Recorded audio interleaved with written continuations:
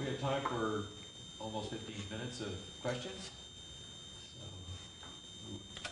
yes. Is there a risk that a danger that you see in the European banks selling off assets precipitously and too quickly for their own good, and therefore, getting away from the benefit of diversification? We see that the design of the European stress test is such that after tested for potential losses, the regulators and the governments have given banks till July next year to come up with credible plans on how to meet a 9% core tier 1 capital requirement in July next year. And banks usually only have 4 options for meeting that. The first one is to withhold earnings, retain earnings, and invest those in your own stocks. Now, there have not been such huge assets that you could use actually retained earnings to meet those new capital requirements. You can contribute to it, but it's not a big share. The second one is you issue debt in the market. Now, at the moment, many banks don't want to hold unsecured interbank bonds, let alone own stocks of banks. So the fact that you might see successful bond issuance, in my view, in Europe over the next half year, or in many other markets for banks, is not all that high. And anyway, over the last year, global banks have been able to raise around 100 billion of capital. We're just talking 106 billion being needed till July next year in European banks. So it's unlikely that the market will provide the capital. So with retained earnings and raising market in the capital shut off, there's 2 options left. One is delevering. So you're basically selling assets to meet a higher capital requirement because you're freeing some of your balance. You're just basically not working on the denominator, you're working on the denominator. And that's where you reduce your assets.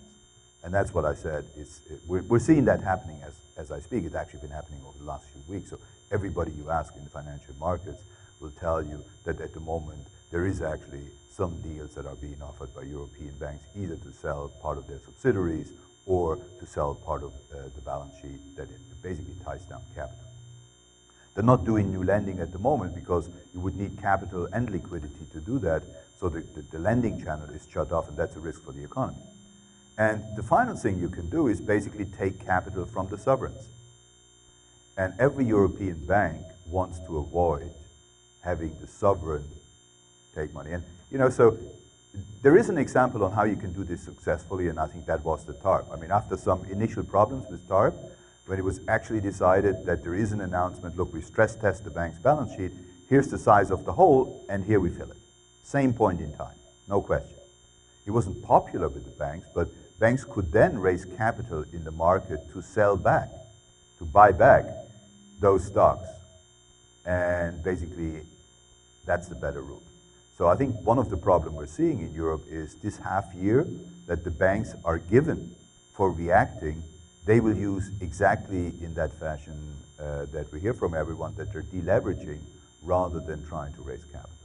And if that's not what you want, you may have to do the same. You may have to front load this. You may have to do it like with TARP, immediately fill the capital hole. If that is the case, then there's no need for deleveraging because they basically have these capital requirements and the trust of the market. And so probably over the next weeks, we'll see some debate in Europe as this is playing out and as the stress test numbers get finalized on what the capital requirements are and how they can be filled. The big problem in Europe is, take Greek banks.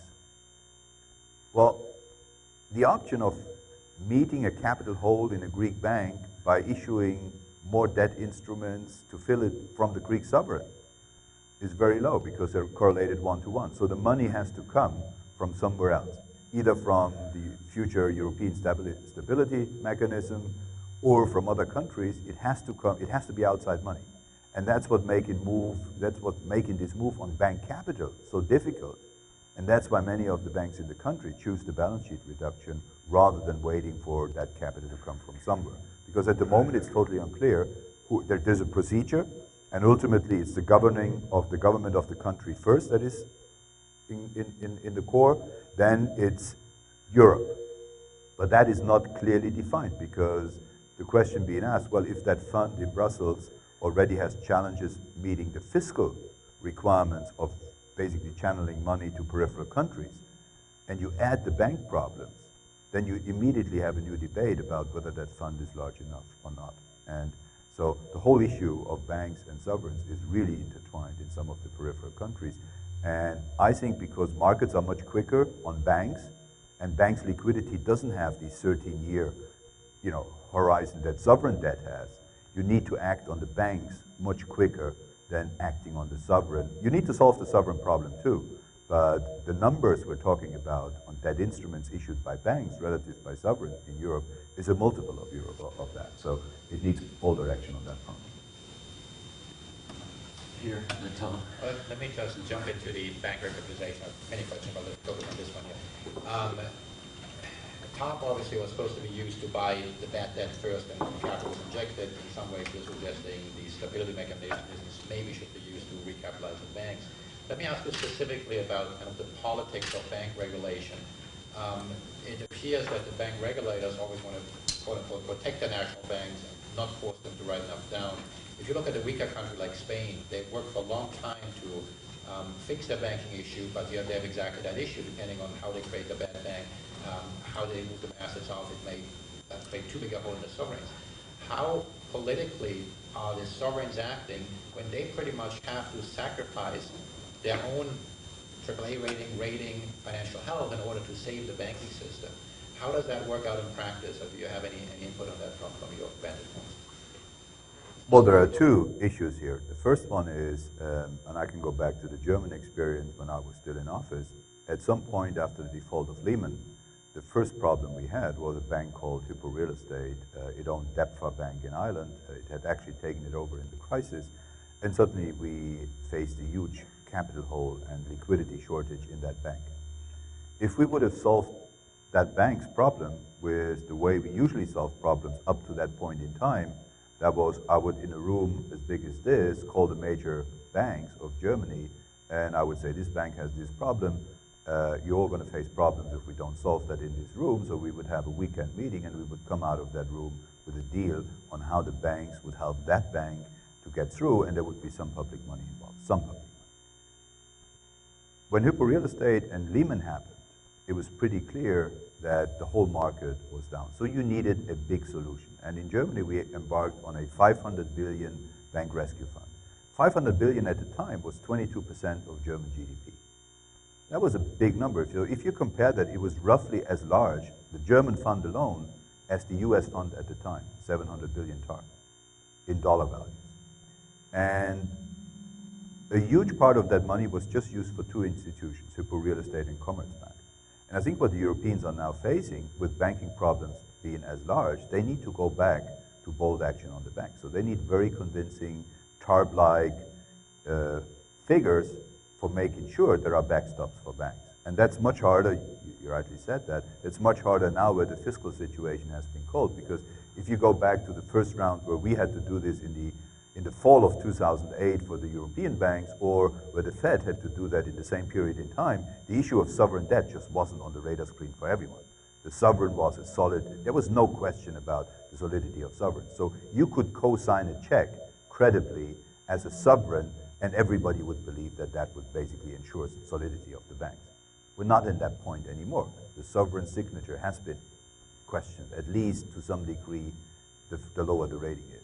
So that solution will be much harder to do. And that's where I think that what we see more likely is this deleveraging option. You would need bold action on the banks to do that.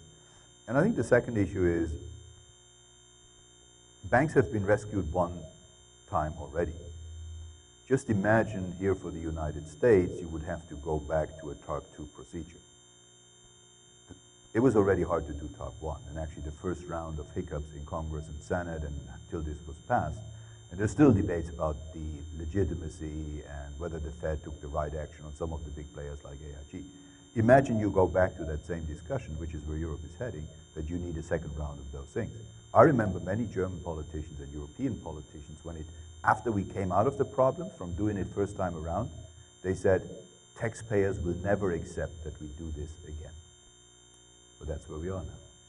So the whole political discussion about whether this is feasible will be much deeper and much more confrontational than it has been the last time around. And that's why I said before, never forget when you ask for bold action from governments, There's always a cost of acting and the cost of not acting. And since we're doing this the second time, the cost of action in Europe for policy makers has increased hugely. And that's why, for me, having been close to politics for some time, the fact that politics will choose a kick the can down the road, let's solve the problem until we meet the next problem and deal with that later problem when we encounter it, that will be the status quo on how policy will continue to operate. That's not how markets think. Markets sort of think this through, and they want a solution that basically makes sure we're getting to where we want to ultimately be. For policy, that's not the way they work. They basically solve the imminent problem, and then if there's new problems emanating from that solution, they'll deal with that down the road. And so that we're really talking here about a totally different outlook between markets and policymakers on how to solve problems. And it will be harder this time. Tom? Seems to me we're really talking about whether or not the euro currency union in its current format is going to survive. Will it survive as a 17-nation group? And at the end of the day, it seems to me that decision really is going to be made in the German parliament, because Germany is going to have to be the principal source of funding for the kind of restructuring, refinancing that you're talking about. And so Germany's basically going to decide at the end of the day what's in its selfish best interest. And given its dependency upon exports, given the proportion of those exports that are within the euro currency, it seems to me that as ugly as it may be, that ultimately Germany's going to conclude that it's going to have to do what's necessary. Now, it isn't going to be easy. You've talked about the ECB issues, trying to get the IMF to play a major role in this, which is an alternative path, is going to be difficult. It's hard to see the United States, given where we are today, adding substantial funding to the IMF. Is that, do you agree that at the end of the day it's really a German decision more than anything else as to where we go? Well, I agreed from the first day that this is a decision to be taken by Parliament, because you remember, if the whole issue is to now acknowledge that we are in a union where transfers and the no bailout clause don't hold anymore, then it's a democratic decision by parliaments on whether Italian, Spanish, Portuguese, Irish, or Greek debt is supported by ultimately by taxpayers' money from Germany. And that's why because I do have a very clear understanding that central banks are freed of the parliamentary and political process only for a narrow task. And that narrow task is to control inflation. That's, over the history, why we've been freed from political influence, because if you have political central banking, it very often leads to monetization of debt and to problems down the road. So the independence of central banks that they obtained in the post-war history was deliberately combined with giving them narrow tasks. Actually, in the later history of central banks, a dual mandate was replaced by a prime focus on central banking, because the dual mandate gives central banks a lot more flexibility to look into trade-offs. So for Europe, my understanding always was, we are created as an institution, the ECB, at the European level to focus on inflation. That's our job. It's a one-to-one assignment, monetary policy to price stability. The rest of the decisions, like buying debt of California or Illinois and not doing the same for other states in the United States, if the Fed were to embark on that, the political debate in Congress and Senate would be much larger. The same is true for Europe. So if there is a mechanism by which European debt is bought and supported by other sovereigns, it's a political debate and it firmly belongs in Parliament. And I simply refuse to be part of a decision process where the central banks extend their mandate into taking such decisions in a technocratic team, not reporting to governments.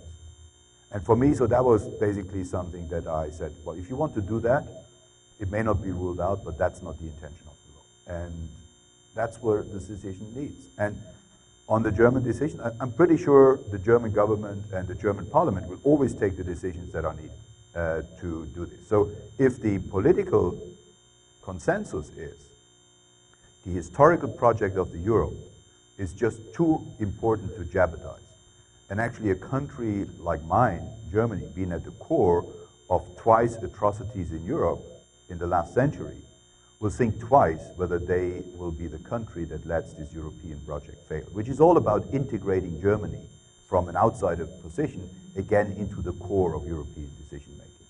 And that's what German unification sort of embarked upon again. The whole idea about German unification was the French and other Europeans were happy with unification as long as Germany would commit. It ties itself much closer into European structures by giving up some of its sovereignty here over the currency to Europe. And I think that's a non-revertible process. That's the way I've always thought about it. And it will involve tough decisions. And I'm pretty confident governments will take those decisions. But they need to take the decisions. We cannot do it for them. If then, for example, through these decisions, we would materialize losses in the central bank's balance sheets, and we would pass that on to taxpayers as a loss of the central bank, that would be the wrong way. That would be a single person, that is the guy on the Monetary Policy Committee, taking a deeply political decision that actually parliaments have a long time debating. And they should debate it. But ultimately, the euro will all be about, you mentioned it, the cost and the benefits of the project. I'm pretty sure Germany will always come down where the benefits of the project will outweigh the cost. Now, in the extreme, I don't believe in how you portrayed it, because if you go back to a corporation, the fact that a company produces, say, cars, and then pays its customers to be able to buy them, there's zero margin in that business model. So, in general, I don't think the argument that we profit from exports into the rest of Europe will be behind it. I think in the end, it won't be a cost-benefit analysis. In the end, it will be a political decision. And the political decision will be Germany has to be part of Europe. There may be no other country in a worse position than Germany to walk away from a European project as big as that. And so for me, it's always been a political issue. And politicians need to take that political responsibility. There needs to be a clear leadership that if Europe wants to remain relevant around global tables like the G7, and I sat around them for 7 years, it can only speak with one voice. The Europeans at the moment, given their complexity, it's tolerated as a transition, but it's not endorsed. And so Europe needs to make up this mind that if they want to remain relevant, it can only be through a united Europe. So all these issues of fiscal union that are now debated in the Chancellery, they're a way to bring to the table the long-term gains and the long-term visions that we kind of lost in the crisis of what Europe was all about. It's more than just redistribution. If we had a strong European central government, they would do the same as you had over here. At some point, they would step up to the table and say, we take care of everyone's debt, but we'll give you a balanced budget amendment for how you run your local economies. And that would be the birth of a European federal government. Unfortunately, we don't have that strong federal power yet, but I'm pretty sure Europe will go there. So it's a process, and I guess the crisis, that's the way I look at crisis, the crisis is accelerating this process in time. I think we're going to have to bring this to a close, but thank you very much. You're welcome.